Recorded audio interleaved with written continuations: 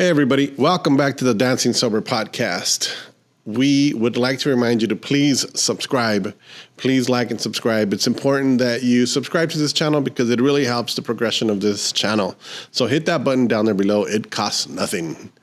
Also, we are inside of Espacio 1839 in Boyle Heights. Don't forget to visit their website, Espacio 1839, and maybe do some shopping online or come visit them in person at 1839 East 1st Street in Boyle Heights. They got t-shirts, they got books, they got a ton of things that you might like and love. Don't forget that we are a listener-supported podcast. So if you can send something, send it to Venmo at DANCNG SOBR. That's at DANCNG SOBR, just like I spell the podcast name. This week in the studio, legendary storyteller, poet, musician, actor, el señor Rubén Funkahuatl Guevara. Hey, everybody. Welcome back to the Dancing Sober podcast. And this week in the studio, we have definitely a legend, somebody that has been through it. All the highs and the lows, all the goods and the bads. And let's get into it with the señor Rubén Funkahuatl Guevara. Thank you for having me, my man. I'm glad you're doing this. It's always a pleasure to have somebody like you in here in the studio, somebody that can bring so much knowledge, so much wisdom of the industry, of art, of theater, of music, poetry. And we will get into all those things, but right here on this podcast, we like to start with, Mr. Ruben Guevara. Where were you born and how were you as a young person on this planet? Let's start at the beginning. I was born here in Boyle Heights, 1942. But I went to live with my grandmother out in a little barrio in Santa Monica called La Veinte. But they're Olympic and 20th. It was a little community of just two familias, the Gutierrez and the Casillas. They all intermarried. They came up from the Valle de Guadalupe from Jalisco. They settled there. And I grew up there, in my first 7 years. And my father was a musician. He was on the road, so that's why I was living with my abuelito and abuelita. And it was a very happy time, man. When my dad was there, he taught me music, taught me how to sing. Boleros, rancheras. My first song I learned was Amor. What, if you don't mind, what year were you born? 42. 42, you said that right now. Yeah, so. Here at White Memorial, right here. See, I always trip out when I talk to younger people, and I'm like, like my first decade was the 70s. You have to picture me as a young child in the 70s. So now I'm trying to picture you as a young child in the 40s. 40s, yeah. So you're walking around looking at pachucos. Oh, yeah, my couple uncles, no. Oh, no, I grew up with all that. But they were cool. They weren't rowdy. They were just into the style. Yeah. Clothes. My tío Rito, he became a shirt manufacturer, and but he was always into dressing sharp. He introduced me to boogie woogie, man. We used to listen to the radio, and we listened to the big bands, and he taught me how to dance the boogie woogie, man. So nice. So Rito was my first, cool role model. Him and his brother Lolo, the lover boy. So, yeah, the neighborhood, was mixed, man. They were African, they were blacks, they were Japanese, Mexicanos. Well, they couldn't live anywhere else in L.A. They had those covenants. So it was a good neighborhood. And we all got along. No pleito, no pedo. It was cool. And music, whenever we'd have parties, I'd bring out my maracas, and I'd sing. So I dug the attention, I liked that they were enjoying what I was doing. So hey, music is a good thing. Yeah. So being a kid and coming out with the maracas in front of your dad's band was a big. Well, that was when I was 5, man. He got a gig in Palm Springs at a real famous nightclub called the Chichi nightclub. I don't know how they got that name, but it was a hangout for all the Hollywood movie stars. And Sinatra used to go there, and they became friends. And so my father played there. I sang there with him for a party. It was a Sunday afternoon. And I was 5. I remember that. And I sang Amor. Amor, amor, amor, nació de mí, nació de ti. You know that song. So that's an anthem. became my anthem. Amor, love, became a theme of my life. Anyway, I sang the song, and after I finished, this beautiful blonde woman, I never seen a blonde woman up close like that before. She hugged me, man. And I could smell that perfume. And she looked like a movie star. She could have been a movie star. I don't know. She probably was. Because they used to hang there. Yeah, that's all the rich people's hang back then. Yeah, Sinatra and all his boys, you know. Ava Gardner, his wife, and all that. So I said, wow, man, this is nice, you know, to be appreciated and then to smell beautiful perfume with beautiful women. So that was the beginning. That's what got me hooked. How old were you? 5. 5. Wow. 5, man. I wasn't even, I just was going to start first grade. So that was it. Yeah, that was the beginning of my musical arc. And been doing it ever since. So at that point, I mean, were you also in school? Were you, you know? Yeah, I went to school there. Were you dealing with like, I mean, I know you weren't in a band yet, so you're still being a kid. You're still, when you're 5. Oh, when I was 5. No, I mean, I started school, well, I went to kindergarten first in Santa Monica. And we moved to Cathedral City, which is by Palm Springs. My dad got that gig there. I started elementary school there. It was only me and this other kid were only Mexicans at that time. Did you ever take music classes or anything like that? I didn't start music classes until the 5th grade. I took up the trumpet. My dad played trumpet also. It was back then when they used to like push music a lot. And they give you 4th instruments. and 5th grade, and they gave you an instrument, Yeah. So I learned the clarinet back then. Oh, yeah. Yeah. So I started trumpet then, and I really dug it. My dad was good friends with the famous virtuoso from Mexico, Rafael Mendez. I mean, classical type of player, man. And I used to listen to his 78s and just be blown away. I said, wow, man, that's playing, you know. So I strive for that kind of level. When we came back to L.A., I started taking private lessons on the trumpet. I had one of the best teachers in town, man. He was a teacher for a lot of famous jazz guys. The trumpet players for the L.A. Philharmonic were his students. Jimmy Stamp. So I got the heavy classical. How did you guys have these connections, or was your dad? My father. Yeah, he was still. My father through the union. Okay, so he was still supporting the family through music. Yeah. Okay, yeah. That's awesome. We were still together at that time. Yeah. So he was still gigging. He always gigged, man. My father never missed a gig, man. That was amazing. Never got sick. Yeah. Well, he didn't smoke or drink, so that's part of it. But eventually, all the smoke from all the nightclubs got to him because he died from pneumonia, asthma and shit.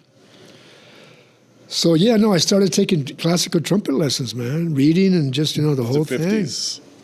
And that was going to be in junior high school. And at that time, I was living in the Pico Union neighborhood. Okay. We lived over there, and that was a trip because I got into my little street, little street time there. But anyway, I got into that. I got into the trumpet I got into the trumpet in a very classical, formal way. I was playing some heavy. I mean, I was like really blowing. I got into the California All-Youth Symphony Orchestra. Okay. Yeah, so that's what the level that I got at. So I was really serious about music at that point, to take it on a classical level, But then my parents broke up. We moved to Vegas. My dad got a gig in Vegas, and things happened, and I got disillusioned with music. I put the trumpet down, and we moved. My mother took us and my 3 sisters to Sun Valley. Let's stop a little bit in Vegas. How long were you in Vegas? We were in Vegas. I was there for the 7th grade and the beginning of high school. So, Vegas was very educational, man. Yeah. In terms of the music. Okay. I saw. It sounds like something that would be at that age, yeah, because your eyes are just absorbing. I went to see my father play, and I could stand in the lounge at the Sahara Hotel. I could stand in the lounge and stand back behind the lounge and see the stage, the performers. So after my dad finished, Louis Prima and Keely Smith came on. They were really big at the time, and they had a band led by a saxophone guy named Sam Butera and the Witnesses. And man, they tore it up. I mean, it was like rock and roll. Yeah. I said, wow, what is this? You know, I mean, this is like, it's not Perry Como. I said, man, so that was my first taste. And I liked it. You know, I mean, it was rowdy, it was raucous, it was wild, rebellious. So that was my introduction to rock. And this was around this. Well, no, actually, it goes before that. That was one of my first live acts that really impressed me. It wasn't until in '59 we moved to the Sun Valley to live with my tia Marina, my cousins. I started school there, and then I went to North Hollywood High School. My mother finally got a house over there, and that was all white. That was a whole shock right there, man. But I hung out with a couple of the outcasts, the Chicanitos right there, little Japoneses, you know. They were like the cool guys, and so I got involved with them as a car club called the Apollos. And there I started singing. I started doing doo-wop with one of my partners, Paul Amarillas. Started singing at the high school talent shows and at parties, you know, weekend parties. And we got good. We got really good. And so one night, we're walking down an alley in Hollywood. It was Christmas Eve, '59. I remember this exactly. And we're walking down the alley, and we hear this music coming out of a building. It was like jumping. And it was really cooking. So we creep up, and we look in, and there was a rehearsal going on. It was the Olympics, who at the time had a big record called Hully Gully. The Vibrations, who also had a big record called Hang On Sloopy, before the other version. And the backup band was the Masked Phantom Band. With little Bobby Ray, Chicano from Boyle Heights, tenor player. Anyway, we walked in, man, and then on two sides of the band were these two beautiful dancers. And they were dancing, doing their thing to the band, and I said, wow, this is amazing. We walked into a full-on concert. And one of the acts was also the Carlos brothers, who also had a big record at the time called Lonely Night. And so we hung out, and then I asked one of the Carlos brothers, hey, man, what's going on? So we're rehearsing for a concert this weekend, the Long Beach Municipal Auditorium. And I said, and we're going to be some of the acts on the show. I said, wow, man, how do you do this? Well, how do you get started? What do you do? So he kind of gave us some pointers. I said, yeah, because, me and my partner here, we're forming a group, and we'd like to, get into it.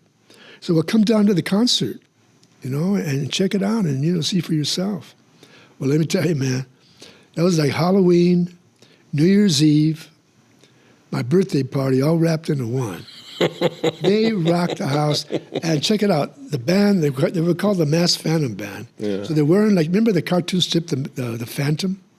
Not really. There was a cartoon strip called the Phantom. He wore like a skull cap with cutout eyes, a mask, like a Lone Ranger mask, like a wrestler's outfit. Okay. The trunks, they were like a wrestler. So the band was dressed like that. And on the edge of the stage were the two dancers, and they're dressed like in Lone Ranger masks, leotards, stiletto heels, and just working it. Let me tell you, bro, that got me hooked right there. What was this, like 1950 something? 59. 59, and like sometimes I've seen bands, and the first time that I see them, I'm like, wow, this has never happened before. But obviously, it's been going on for a long time. Yeah, that's awesome. Yeah, no, that was the hook right there, man. So this is what I want to do.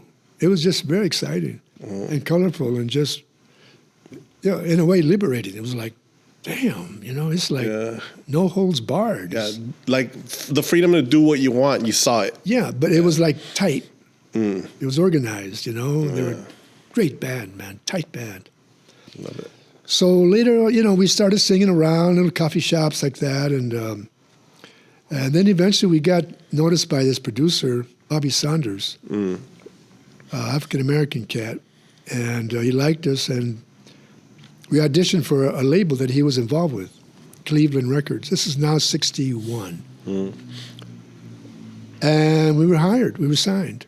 Nice. So we did our first record, My Beloved One, in 61. And we wound up booked at the Long Beach Municipal Auditorium, man, where I first saw that big concert. Just a couple of years later. Full circle. And we opened for a guy that was real big at the time, Paul Anka. Yeah. And so that was like our baptism, man, right there by fire. Wow. So that was the beginning. We did all kinds of gigs, man. We did, there was a live show from the beach, from a place called Pacific Ocean Park. Mm-hmm. It was an amusement park out there by Venice. We did a live show there with Don and Juan. They had a big record, What's Your Name? What's Your Name? Beautiful song. That one, we were on with them. And then we did some in-studio with Wink Martindale. He was the DJ then, and he was the host. We did some TV. We did some live. We played the... I love seeing that your first TV appearance. Oh, that came a little later. I got to say, we also played the El Monte Legion Stadium. Man, okay. in '62 with Richard Berry, little Louis guy. Okay. The Olympics were also on the bill, and that was fantastic, man. Yeah. But yeah, no. So the Apollos broke up because my partner he got married and he had to get a day gig and he couldn't continue with the music. So eventually, I got an audition for Shindig through my mother, who was in the film business then. She was an actress. Yeah, and so that was a trip. I did a song by Bobby Blue Bland called "Turn On Your Love Light" for the audition, and I knocked it out of the park. I really wanted to do it because Tina Turner was going to be on, and Bo Diddley. One of the first records I ever bought was a Bo Diddley record. It's called Bo Diddley. So I said, "Yeah, man, this is cool. Yeah, I'll do it." Yeah. So the producer says, "Fantastic, you're on. You're going to be a regular, but you got to change your name." Yeah. I thought, oh, man, well, let's see. Richie Valens changed his name. Chubby Checker, that's Domino. That's kind of connected. What's it going to hurt? What name? It's a J.P. Moby. J.P. Moby. And this is something that they, focus grouped? Or Check it out. This was the beef. I learned later.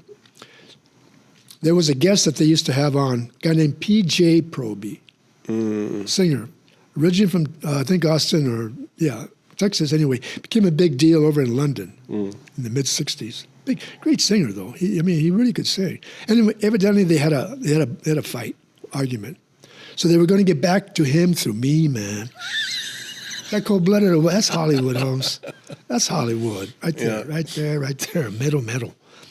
So, that's that old school behind the scenes Hollywood. This is what we're going to do now, see? Yeah. Yeah. Okay, but you got to change your name. So in Hollywood, you're a product. Yeah. Not a person. Yeah, definitely. So I went along with it. I mean, after all, man, this is going to be a steady gig. And you're young, and I'm 22 this is years happening, old. So I'm 22 or 23. Yeah, you're like, I'm in it for the ride, so if this is the ride, let's do it. I'm going to have a steady check, good money. This was also a national TV show. Yeah. ABC Network. And not only that, but let's remind people that there was only a few channels. So to be on any of those channels was amazing, but then to be on ABC, which was the biggest one of all of them. One of them, CBS, NBC, Yeah. But I'm with Tina Turner and Bo Diddley, man. And on top of it, Yes. And you bring that energy. You bring that energy in that performance that is... Well, I'll tell you, man, undeniable. I was trying to impress Tina, to be honest. Man. Yeah, okay. So Bo Diddley and I we shared the dressing room together. And we were drinking some gin, talking about music and everything. And I told him, I'm gonna stick it out, man. I'm gonna stick it out. I know it's rough. He says, it's gonna be rough, son. He says, it's gonna be rough, but rock it in the pocket. So, and then we went out and did the finale, and we smoked. So everything was looking good. Tina was like, oh, check it out, man. So then after the taping, Tina's out in the audience. Well, it's empty. The auditorium is empty. I spot her. I said, whoa. I didn't see Ike around, man, so I made my move, man, you know what I'm saying? So I got over there and said, hey, Tina, I just want to introduce myself. And J.P. Moby, she says, how'd you learn to sing like that? Because, I was right in the black groove, man. Yeah. It was soul music, Not too many Mexicans were singing soul in those days. So she didn't know what I was, you know. I says, I grew up in L.A., you know, R&B, that's my thing. And she said, wow, well, yeah, you know, it's pretty good. She said, you're pretty good. I said, okay, what's up, girl? And no, man, those teeth, beautiful, beautiful teeth, man, that smile of hers. And so, you know, she's very friendly. She was very nice, you know, very polite, very encouraging. Nice. And so I was all fired up, man. Okay, the show goes into 2 segments a week, 2 half-hour shows, rather than one show. And they lost the audience. Oh. Ratings went down. I didn't come back. Wow. I wind up, check it out, a couple months later, a couple months later, I'm broke, I'm living in my car. Bam. And I see a sign at Chicken Delight. We want drivers. Wow. So I wound up delivering Chicken Delight, man. The equivalent of modern day food delivery. Yeah, it was like they delivered chicken and pizza. Yeah. And it was in Hollywood on the Strip. And it was just really ironic, you know, here I am delivering chicken. So I'm back there one day. A couple months after meeting Tina Turner. Yeah. And sharing the stage with them. Yeah, right. About 3 or 4 months. So I'm back there battering chicken one day, man, in the sink there and getting ready for the day, cooking up the chicken. And one of the drivers comes in and says, hey, weren't you on Shindig? Was that you? I says, yeah, man, that was me. Well, what are you doing here? Yeah. So look like, man, I'm battering chicken, dude. You know, I'm paying the rent. So that's about as up and down as you can go right there. Yeah. And I did, man. I worked there for a while, and the tips were good. It was fun. I mean, and that reminds me of your play, because I don't want to jump too far ahead, but you did a play once where one of the devices in the play was using there was always a phone call that came in that killed like whatever was going on, and so like that was one of the first one of the first times that you were pulled back. Yeah. And you've been through a lot of these in your lifetime artistically, and yeah, that device came up by the director, Dan. That was brilliant. Yeah. I kept getting these phone calls of bad news, right? And right, that was the solo piece, Confessions of a Radical Chicano Doo-Wop Singer. That was back in 2016, 2017. Yeah, we'll get into the theater stuff in a minute, but so that was your first like little setback, but you know, the soul of Funkahuatl, or Mr. Ruben Guevara back then, still pushed and pushed. So what was the next like thing you did after battering chicken? I formed a band. I formed a band. I'm guessing this is about the time where Cheech and Chong hasn't started. Not yet. Yeah, because you're about to form Ruben and the Jets. Well, this is before that. The band that became Ruben. This is before that. Yeah. Yeah. In 66, I formed a band called The Bag. The Bag. And we played gigs around town. There was a little lounge down in the Crenshaw district, which was Japanese American and African American. The early El Chicano used to play there as the VIPs. So I was playing gigs there with a little band. I had a Hammond B3 player. He played the foot pedal bass and a guitar player, and I played trumpet and sang. Cool little combo. We played a few great bowling alleys, and but that blew up. So that was middle 60s. Late 60s. So about then, I decided to go back to college to study music again. I wanted to get into film scoring. Nice. My girlfriend at the time, her father was a producer at Universal. He told me, get some training and I'll try to get you some work. So I went back to LA City College, studied music composition. And I got into it pretty heavy. I mean, I already knew how to read, but I didn't know how to score for an orchestra yet, so I had to figure out learn how to do that. So one night, my girlfriend at the time brings me an album. It's called Cruisin' with Ruben and the Jets by the Mothers of Invention. So she said, check it out. It's like doo-wop. It's like what you used to do. So we listened to it. I thought, wow, this is interesting, doo-wop music in the middle of all this acid rock, 68. So we decided to go to see Zappa and the Mothers at the Shrine for the launch of the record. This was now going to be early 69.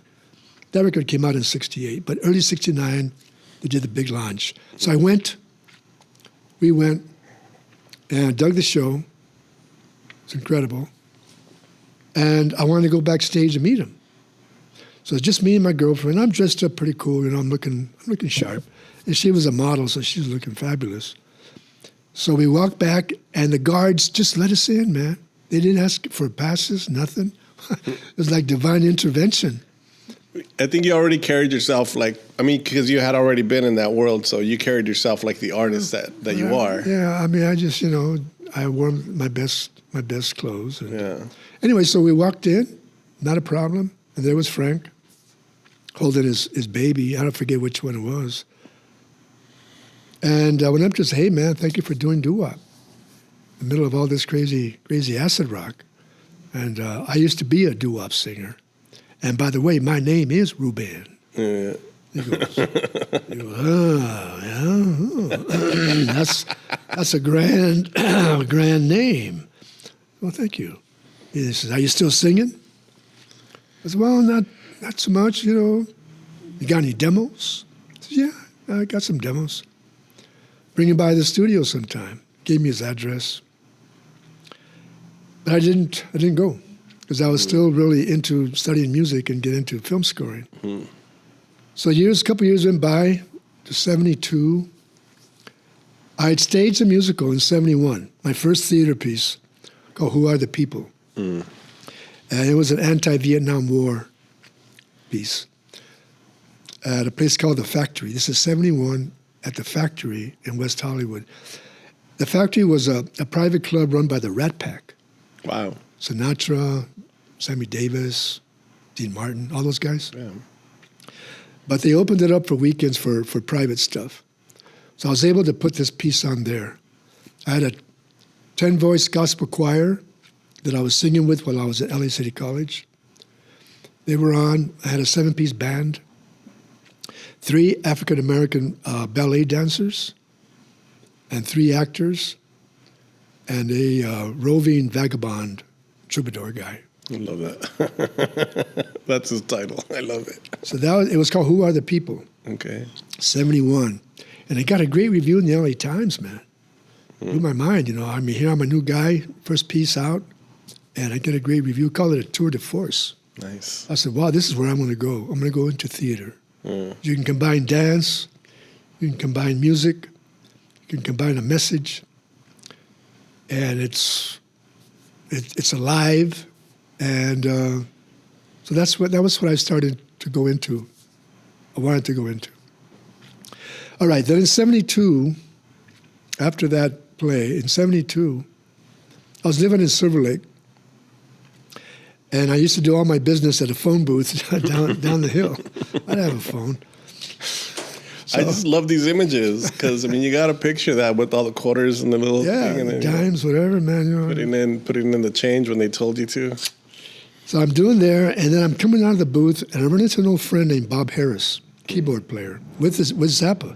He just got off the road. So we're talking, what's up? I said, well, I just did this play. And he says, oh, yeah, you're in the theaters? Yeah, well, you should meet Zappa. He's in the theater. So, yeah, I know he is. You know, he does that. So I'm going to go see him tonight. You want to go? Got to talk business. I said, sure, man, let's go. I met him in 69, so I don't know if he remembers me, but we went up there. He answers the door. He says, hey, Ruben.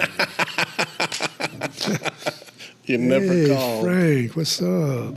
That's awesome. So we started talking about music, you know, and he starts pulling out his collection of records, 78s, and playing old doo-wop, R&B, early L.A. stuff. So we're up all night playing records. That's awesome. Sun is coming up. He says, he asked me, how would you like to stage a real Ruben and the Jets? How old were you at this time? This is now 72. I was just 30. 30, okay. Coming to about 30, yeah. And I said, yeah, sounds great, man, because, you know, I think of after listening to that record, I saw it as a kind of a rock theater. Yeah. You know, rock theater, although it was kind of a homage, a way to doo-wop, and I appreciate that. But I kind of got a theatrical groove with it. At the time, he was also doing a play, a rock, kind of a rock theater piece called Billy the Mountain. Mm. So he was into rock theater himself in a way, and he didn't call it that. Mm.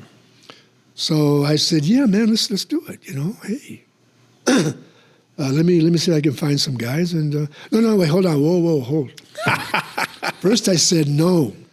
Oh, okay. I said no because I'm into music now. I'm into studying classical film scoring. That's my direction now, because rock has too many detours. Mm. So I'm burned out. And he says to me, "Take what you know, tilt it, and build your own roads." Wow. So I was like, "Oh, okay, Mr. Z. Let me think about it. I'll get back to you." I thought about it, put a band together, and we auditioned. He dug it. He signed us. Nice. So we became Ruben and the Jets based on his concept. So my idea was to create a Chicano rock theater band. And doing oldies, but yet also new stuff. Mm-hmm. Blues, rock and roll, R&B. So that was the idea for the vision for the band.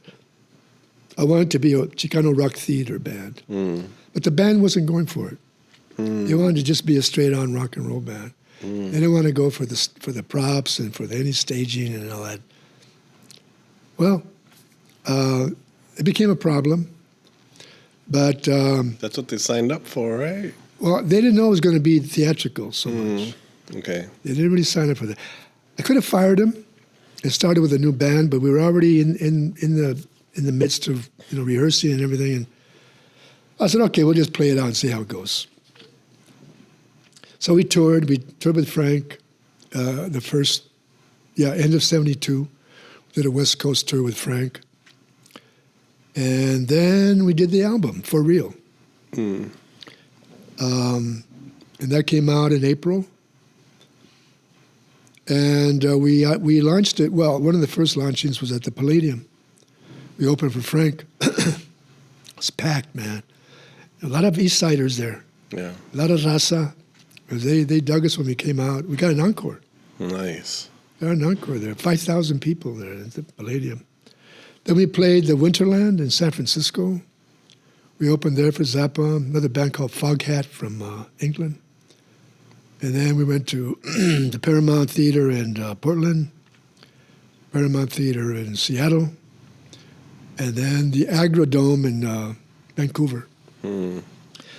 And the band was getting good, man. The band was sounding good. It was getting tighter. The harmonies were great. I hired guys that could sing. So we had like 5 lead singers, which became a problem. Everybody wanted to be Ruben.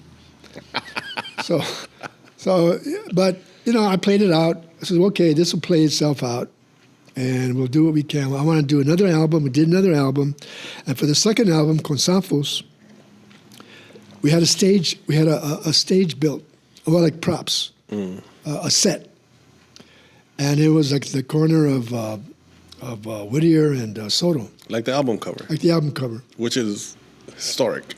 Thank you. One of the best. Leo Limon did the calligraphy. Oh, okay. The Cholo writing. That's the first Chicano graffiti album ever come out on a major label. It's amazing. Yeah, and still stands up to this day. Thank you, bro. Yeah, no, that was a good record. So then we did the East Coast tour. Mm. We did Chicago. Now you have a set. Now you have a whole... No, we didn't go with a set yet. Oh, no. That was the plan. But the band blew up before we could go out on the road with a set. But we did some great shows, though, man. We opened for Three Dog Night. Oh, nice. We were big at the time. Yeah. At Royals Kansas City Stadium. Over 40,000 people. Damn. And then when we did... the highlight for me was Max's Kansas City in New York. Now, you guys are with a label at this time? Yeah, we're with Mercury Records. So they're just calling you, like, you're there. Yeah. Well, the tour was set up with our manager, Herb Cohen. Okay. But Mercury coordinated a lot of the interviews and stuff, especially in New York. But we played Max's Kansas City, man, and walking into the club, tiny place, only holds like 100 people. It was very famous. A lot of early people started there. We walked in on the marquee. Bob Marley and the Wailers, Ruben and the Jets, and Bruce Springsteen and the Eat Street Band. What year was this? 73. 70s. Summer. Summer 73. Yeah. So That's we were like right in the middle. the beginning of the Bruce Springsteen, you know. It was right before he started it, right when he was getting started. Yeah. And Marley, too, in a way. Yeah, but that's still, I mean, it's huge. But here we were, man. I'm on the same bill with these guys. Yeah. That was the highlight, to reach that. That was the pinnacle. Where was this at? New York, at Max's Kansas City. Wow. That's where Patti Smith got started. I mean, it's just crazy that, you know, these guys from Boyle Heights are, you know, in New York opening for these bands. Well, we didn't open for them, but we were on the marquee coming attractions. Oh, got it. Yeah, I see. The band that opened for us, funny enough, was the guys that did Wild Thing. What was their name? I don't remember right now. Yeah, but... I got Wild Thing. Yeah. Da, da, da, da, da. Which is still a huge song, yeah. They were cool. So anyway, yeah, no, it was a nice tour, but a lot of pleito, a lot of bullshit. And but Was then it? we got back, and you know, I said, that's it, man. You know, I took a break, and here's a crazy part of this story. My manager knew Steve Cropper, and who Steve Cropper was, he's one of the major writers in early rock and roll R&B. Okay. He was in a band called the MGs. Not the Meters. They had a big record called Green Onions. Okay. And he wrote songs like On the Dock of the Bay with Otis, Midnight Hour. So he wanted to produce me on a solo record. But it would be called Ruben and the Jets, and the band would be studio musicians. I gave it a long thought. I says, yeah, man, well, I don't know about going back to rock and roll. The thing with my girlfriend and her father at the studio, that ended because I broke up with her. So there was no avenues there. So I thought, well, maybe this is an opportunity to take what I've done and take it a step higher. I'll be with more professional cats that'll just do the music. We'll record in the studio, and I'll get a touring band, and we'll go. And that'll be it. So we met, Cropper and I met, and we talked about material, and it was set to go. You know, I was set to do it. Then I found out that he's dating my ex-girlfriend. That same one? No, yeah. Oh. The same one, dude. The same one. Wow. Yeah, same one. But I found out years later that it was a false rumor, man. Oh, shit. So I blew that one. So ego gets in the way. And, but that's that story. So that was, 73, 74, 75. Man.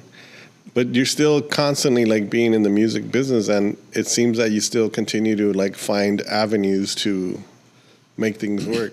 Well, you know what happened all this then? Time. But after the Jets broke up, I decided to go back to L.A. City College to do some more music studies.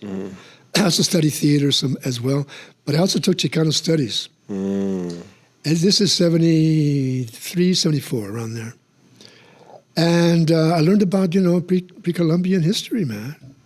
The Maya, the Aztecas, the whole pre-Columbian thing. I said, wow, wait a minute. So I asked my father, do we have any indigenous background? And that's a taboo subject with all Mexicanos. They don't like to talk about that stuff. He said, yeah, there is, but he didn't say what on his side. His mother was indigenous, come to find out. I don't know what. Anyway, I decided to go to Mexico on a pilgrimage to get in contact with that kind of ancestral vibe, pre-Columbian, indigenous vibe. Peyote. Well, I didn't do that. I looked for it. Anyway, we got to Palenque, the Mayan ruins there. And I had an epiphany, man. I'm climbing the steps to the Temple of the Inscriptions. And I'm asking myself, what am I? I'm American, but not in the WASP sense, and my only connection to Mexico is ancestrally. So, what am I? And then I remembered a line from my Chicano studies class that said, Chicano is not an ethnic term. It used to be before the movement. But during the movement, it became a political term. Mexican-American activist. So I thought, yeah, okay. So an artist would be someone that contributes, celebrates, and helps sculpt the culture, kind of like a sculptor. I said, that's what I am, a Chicano culture sculptor. So I decided to come back to L.A. and write about Chicano experience. As a writer, poet, songwriter, performer, I've been doing that ever since. That's when you started to... That's when I wrote CS, Con Zafos. Got it. That spoken word piece. Yeah. I recorded it. I wrote it in '75, but didn't record it until '83 on a compilation record that I produced called Los Angelinos, the East Side Renaissance. It had 9 bands from the East Side. Yeah. And that particular piece, C/S, Con Zafos, by the band Con Zafos that I had at the time, has endured, man, and it still holds up. Yeah, you started to get more involved with the making of the compilations, right? Different collections that you imagined, that you curated, I guess, and put together and called all the bands and knew all the people even, because you were always at shows. Somebody that was always at shows. It was always cool to see. I met Rhino, the president, Richard Foos, in '76. He asked me to do a doo-wop version of the Star Spangled Banner, because that was the year of the U.S. bicentennial.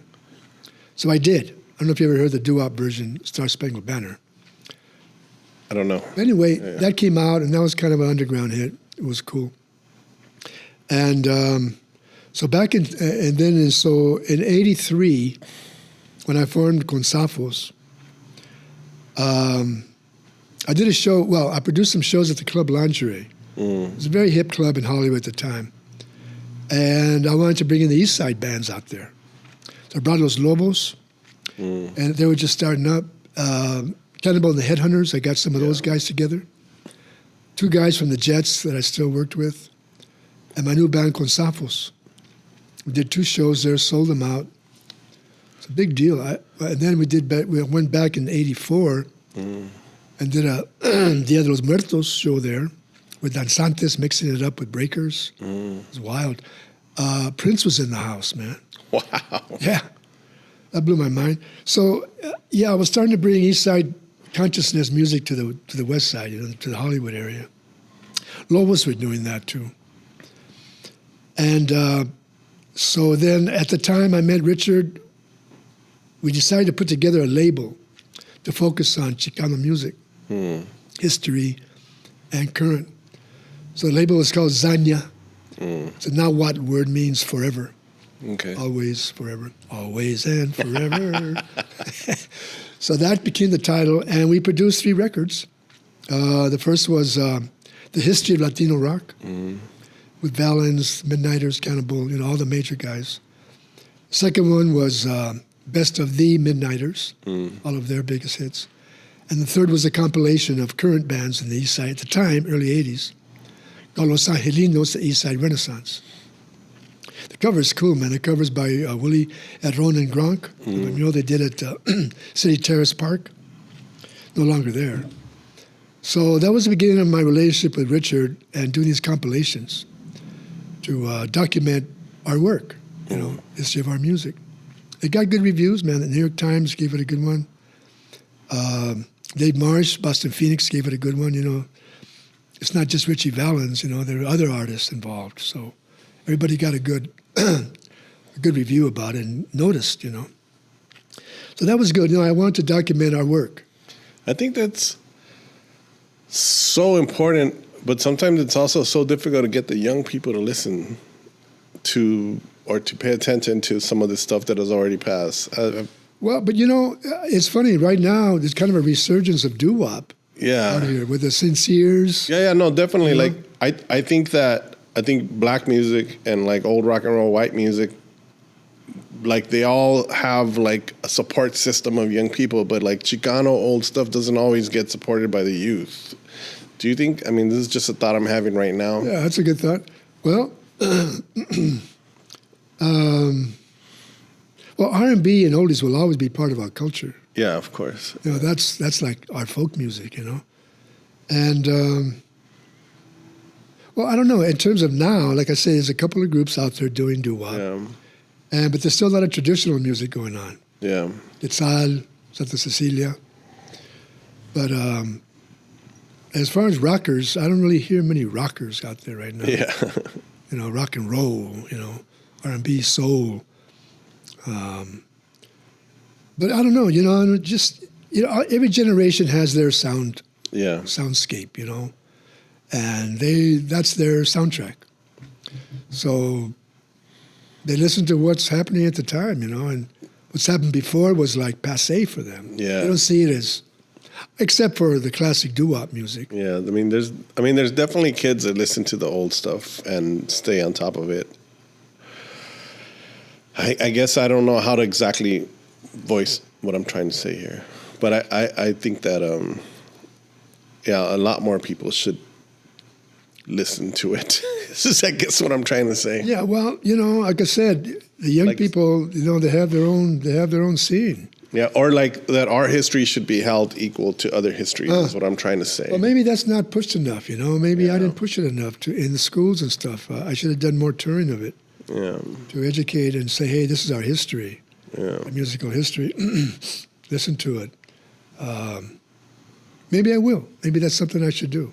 Yeah, I think it's important. Wow. So at this point, you've already done quite a bit, sir.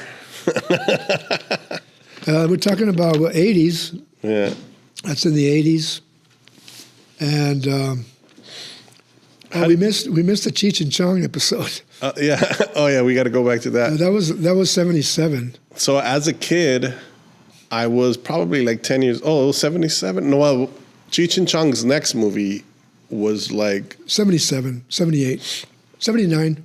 Yeah, because I was about 8 or 9, and I was born in 71. But I was in East L.A., a block away from where they crashed that van into that house. Oh yeah.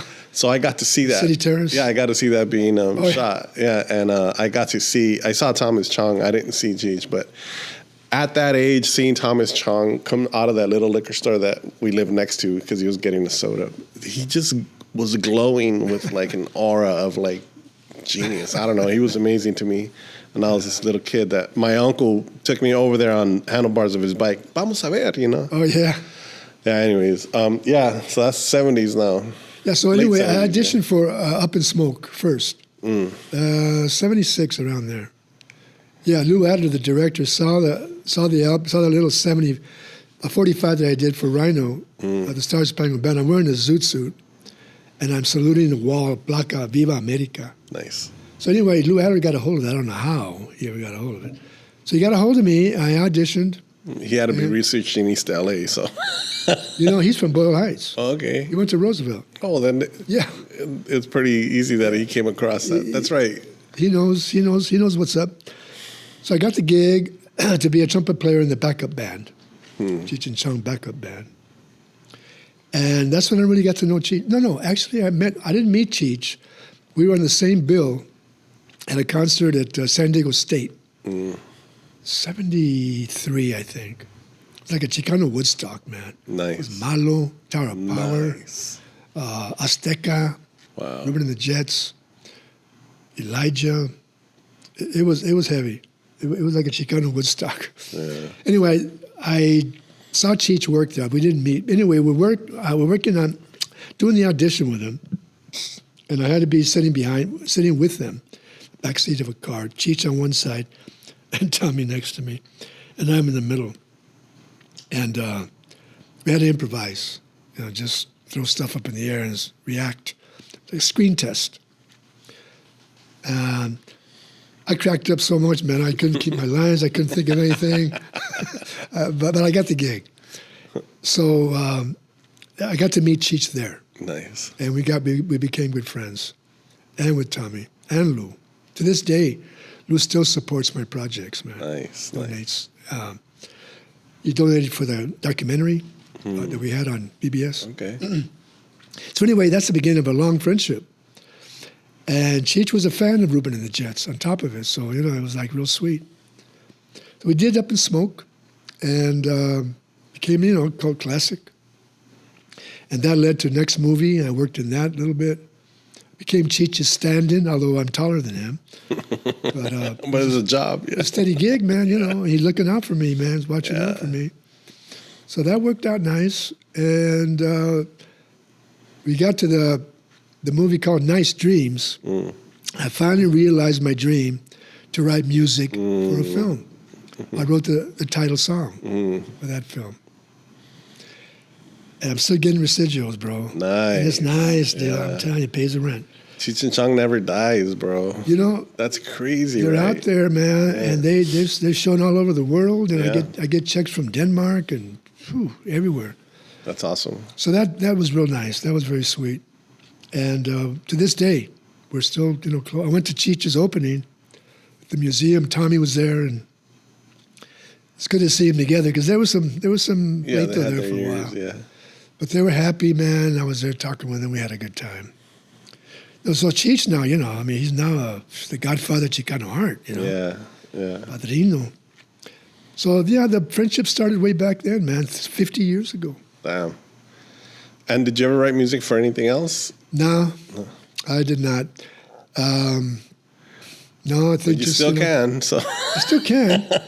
But, I just got sidetracked with working other projects. And Well, let's get into like all these things that you're doing now. I'm going to just name a few, which was the play that you made, the play that you co-wrote, and then this poetry album that is out now.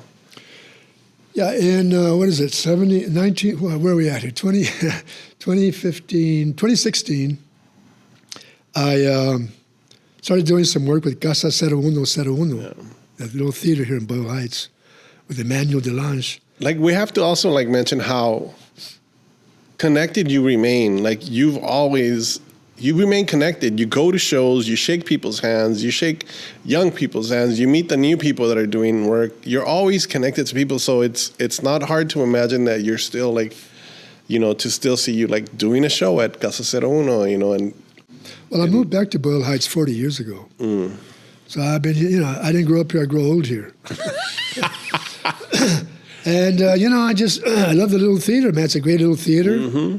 I did a draft reading in early January of 2016, and Emmanuel, the director, said, "Hey, let's work on this. Let's get a grant and let's stage this." And that was Confessions of a Radical Chicano Doo-Wop Singer, which was based on my autobiography, which came out a little bit later.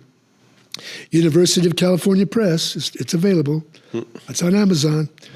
And I did this solo piece based on my life's work. And that went well, man. We did 9 performances, kicked my butt because I couldn't sleep. Jesus, man, I tell you. Opening night was the scariest moment of my life, bro. Yeah. I was shaking, man. I didn't know who I was. I couldn't remember my name. Let's just talk about that, how sometimes people see a performance and they see you, but they don't know what's going on in your head. There's so many things that are happening sometimes, and you go on stage and then you leave and you forget what happened. The opening of that piece was one of my songs on the Jets album, Con Zafos, on ¿cómo se llama? To Be Loved. It's a beautiful ballad, doo-wop ballad. So that was the opening as I walk out. When I heard that, boom. Automatic pilot, bro. Yeah. Just went right into the groove and just forgot about that I didn't sleep for 5 days and just got into it. It's amazing. It's from all the years of performing. Yeah. You just click in. And then it happened. It worked. So we did that. It went well. And then I submitted this is the play that we were talking about earlier that had the phone call. And yeah. That was the phone call. It really narrated like your life and the ups and downs, and you guys used the phone call that always brought you back down. It was a really, really hilarious thing. Of course, sad as well, but that's Dan Kwong, the director's genius, man. He's dark comedy, but it's right on and it's painful, but it's beautiful and it's very theatrical. No, that was a good touch. I mean, that day that I saw that, because even though I had known you for years, I knew you had a history in music. Of course, I knew that you were in Ruben and the Jets. But seeing that all in one stage, in one performance, really showed me a lot more of like the person that, Ruben Guevara is. And since that day, I just been praying for somebody to make a movie of this. Like, somebody needs to make a movie of this. I know that you have your documentary now, but I think the next step is definitely a movie to really solidify this into, you know, our history. Well, thank you, brother. I appreciate that. It's a great story of struggle and of you know, forward motion. Like, just continue working, continue doing what you do. You know what really kind of brought it all together to focus? I'm going to do a project next month, or this month, we're already in May, a collaborative art performance art piece with a Diné Navajo brother in Flagstaff, Arizona. And it's called Resistance Art.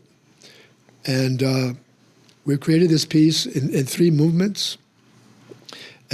Act 1 will be a blessing ceremony with the Mexica danzantes from over there. Well, they're from Tucson. They're going to go up to Flagstaff.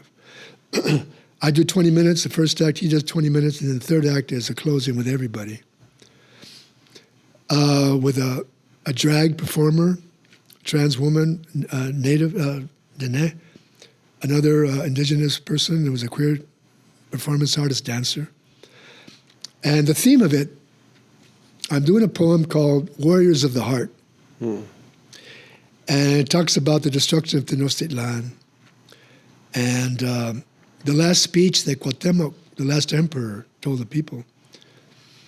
And he says that the true treasure that Cortés was looking for will never be found because it's buried within our hearts, where the seeds of love and humanity dwell. Go forth and plant them. Because in the 6th sun age, el sexto sol, you will birth a new reality. You will birth a new world. Well, we are now in the sexto sol, a time to look within, a time to dance our dream of destiny, a time to live Cuauhtemoc's prophecy, a time to sow our sacred seeds, a time to live and die as warriors of the heart. Wow. So that's what I'm doing. Wow, yeah. That's what I'm still doing, bro. Yeah. And that really brought me back. I didn't realize that till the other night. I was reading the poem, trying to memorize the lines. Damn, I'm doing that. Yeah. I am doing this, not just a poem. Yeah. You know. The words were born out of you for a reason, right? You know what, man? That's it. So that's been my life. And so I'm doing that next month, part of a new festival called Art X in Flagstaff. Be a free festival. May 27th, 7:30, free. So I'm still on it, man. I'm 80 years old. Turn 80. I always say my goal is 80, so they tell me that you have to aim for 90 so you could live 80. So yeah. I'm aiming for 90 so I could live 80 at least. But yeah, man, congratulations. Thank you, brother. Just on that. Well, you know what? Because it's not easy. Another freaky thing happened just recently, man. On Facebook, of all places. Somebody posted a picture of a screenshot of me. Got all kinds of crazy face paint on, and I'm yelling or whatever, asking, who is this guy? Anybody know who this guy is? Oh, really? Yeah. And somehow it wound up on my page. And at first I didn't recognize it. I said, that's me. So I contacted the guy that posted it. Turns out he wound up with footage of a performance I did in 1992. Wow. It was a protest piece against the quincentennial, against Spain's celebration of the 500 years of the so-called discovery, right? Yeah. And it was in collaboration with John Valadez, the painter. Wow. And I saw the video, and man, I tell you what, it blew my mind, eh? Yeah. I just turned 50, 6 days before. And if I can just conjure up 1/10 of that energy with this performance this month, I'm going to be all right. But man, it worked. Well, now come to think of it, like how many people have recorded your performances that you don't know that are out there with this kind of footage and images. Yeah. Yeah. I mean, I know that I have pictures of you. Yeah. From here, East Side Love? Or from East Side Love and from other places too, yeah. So anyway, that was like a message from the cosmos, man, that just came to me. I mean, you know, to remind me what I'm up to, what I did, and what I can do, what I must keep doing. connected the circle for you. Yeah. Yeah. Let's talk a little bit about this album here, put together by El Señor Michael Becerra. Yeah. Tell me about this, you and Matt Cedillo. Well, a couple of years ago, Matt hit me up and said, hey, you want to do a poetry album?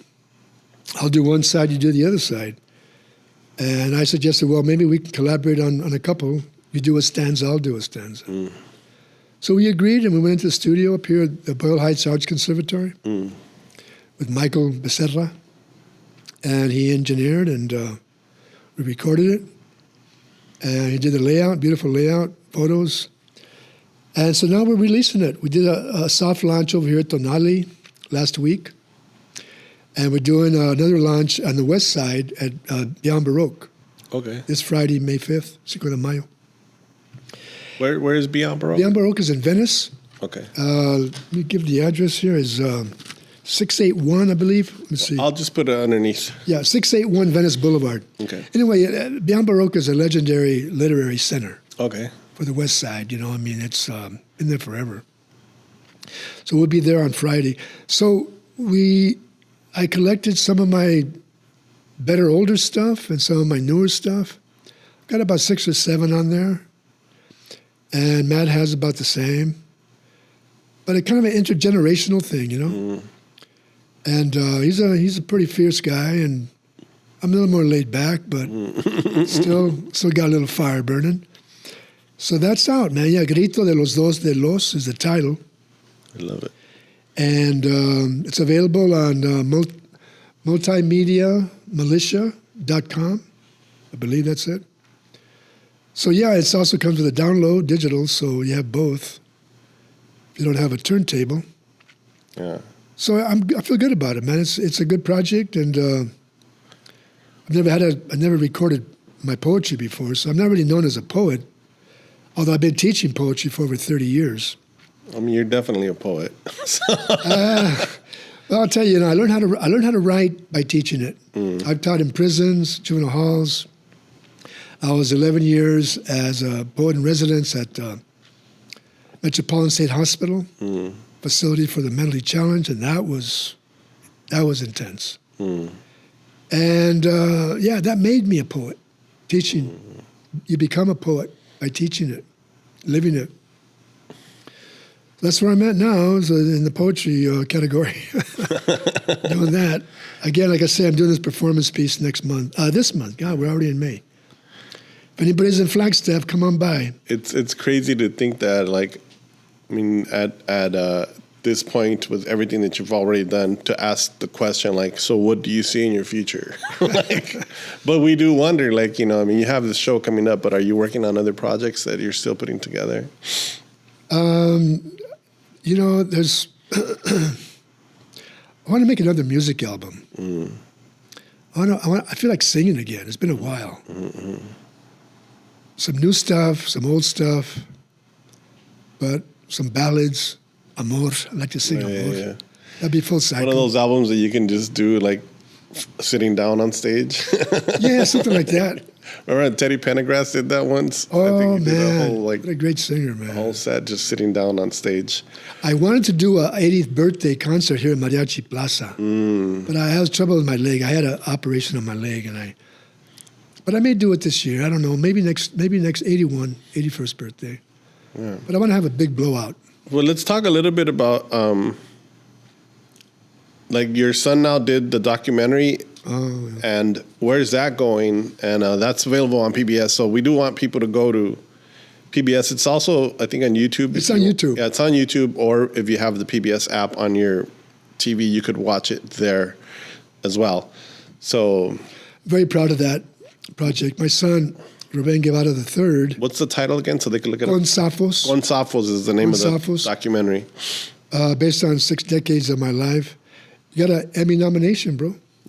Yeah, that's exciting, man. And it got 2 local Southern California Broadcast Journalism Awards. That's awesome. And 2 national. We beat out ABC and MSNBC. So it got some good, good feedback. That's awesome. And I'm so proud of my son. It is a beautiful documentary. Oh, thank you, brother. So that was another moment that when I finished watching that, the day that it came out, I was like, Wow. This is another like moment of seeing just your life, man. It's an amazing story. You know, I can't say that enough. Thank you, brother. But you know, there were two important things that and that doesn't mean that like it's all good. Like there's a lot of ups and downs, and that's what makes it a great story, I think. Well, there's two important things that I did that didn't make it into the documentary. I did a performance piece. I went on tour in France. There was a Chicano art show that toured France in 89 and 90 called Les Démons d'Ange. All the major people were involved. And I did a performance in Lyon, the closing of the tour. And it was heavy duty, man. I really put everything into that. That didn't make it into the documentary. Also, I was music director for HBO Cinemax's first Latin music special. Tito Puentes, Celia Cruz, Ruben Blades, Santana, Linda Ronstadt, and that didn't make it into the documentary. But anyway, because of licensing things, or no, it's just time. Time. They felt that the other things were more important, whatever. Yeah. But I was really kind of pissed on that. I mean, that was really important to me. Anyway, it didn't happen. Well, but tell us a little bit about. I want to know a little bit about that trip with the artists and in France. Yeah. Well, that show was commissioned by a guy named ¿cómo se llama? Last name was Letellier, Pascal Letellier, French guy. Fell in love with Chicano art. It was a show that was commissioned by him and the Catalan Ministry of Culture. Together they formed an alliance, I guess, to bring the show over there. You had Carlos Almaraz, you had Magoo, you had Valadez, you had the East Los Streetscapers, Leo Limon. All the magic of that era. You know, Torres, this is 90. Yeah. And this is before really Chicano art blew up. Yeah. Everywhere, I didn't do all the tour, but I just did the closing in Lyon. Everywhere it went, it got rave reviews, man. They never see anything like that. It was like explosion, right, of color, which is what we're known for. So that was very, very, very heavy, man. After my performance, I did it with Magoo, Gilbert Magoo Lujan, rest in peace. We did a piece where he paints on me. I'm in front of this 6x6 piece of butcher paper, and I'm like this, and he outlines me like a dead person. I have a bandana, the FMLN bandana over my face, and he's painting on me. Tell me what FMLN stands for. God, man. Okay, because I just saw it recently in something and I couldn't remember, but something Liberación, something. Okay. I can't remember the rest of it. That's okay. But it was the banner or the flag for the Sandinistas. Yes. All right. So then, after he finishes doing all that on me, he rolls me up in that butcher paper, and then he carries me onto the earth towards the audience, lays me down, and then spray paints over it, con sapos.